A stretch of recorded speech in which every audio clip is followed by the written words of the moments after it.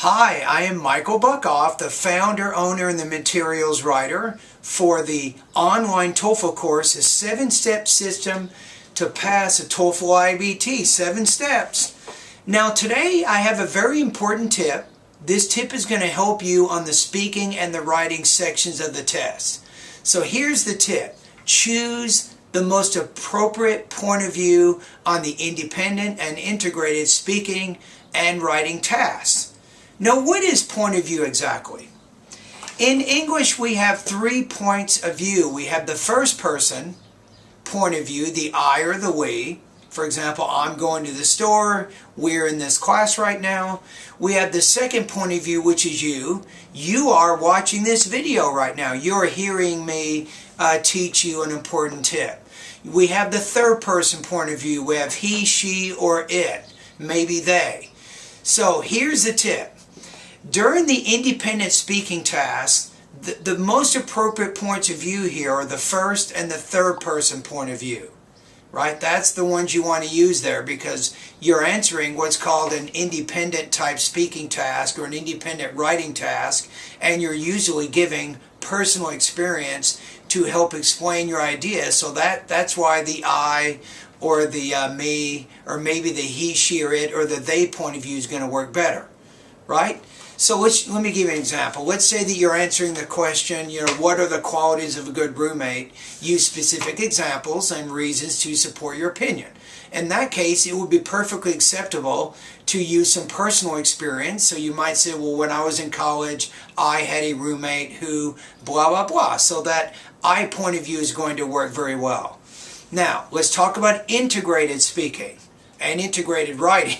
In these cases, you're not giving your personal experience, right? You're not directly talking to your audience, right? So you're focusing more on the information. Essentially, during the integrated speaking, integrated writing, you're trying to combine the most important information from the reading and the listening passages, and you're showing the connections between this information so that third person point of view is going to work better.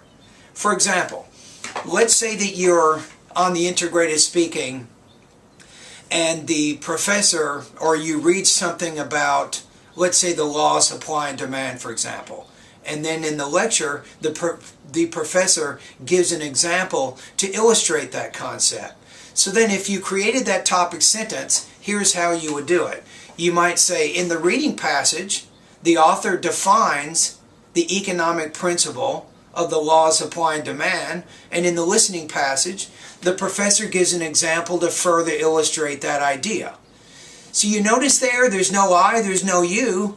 I did mention, I used a couple of voice markers. I talked about the author in the reading passage. I talked about the speaker in the listening passage. So those 2 voice markers, they acknowledge and identify the information. And then I also mentioned what the main points were, and in that case I'm using the third person point of view to explain that information. So that's what you want to do for the integrated speaking and integrated writing tasks. So did you notice that during this whole video here I didn't give you any examples of the you point of view for TOEFL speaking or TOEFL writing? Why is that?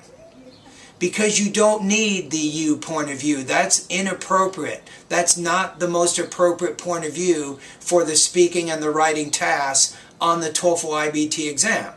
So that's one thing you want to remember. So no you, and then maybe in the conclusion of the video, I want to share with you is make sure that you're not randomly shifting from one point of view to another, because that can be confusing to your audience. And if it's confusing to your iBT human raters who are grading your speaking and writing tasks, your score is going to go down. So you definitely don't want to do that. So let me just sum up what I said in this video.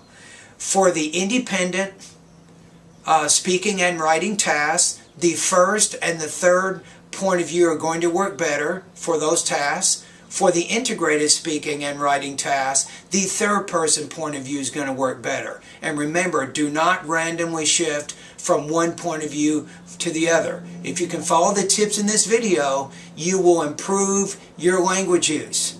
And if you improve your language use, you ultimately will improve your TOEFL speaking and your TOEFL writing score.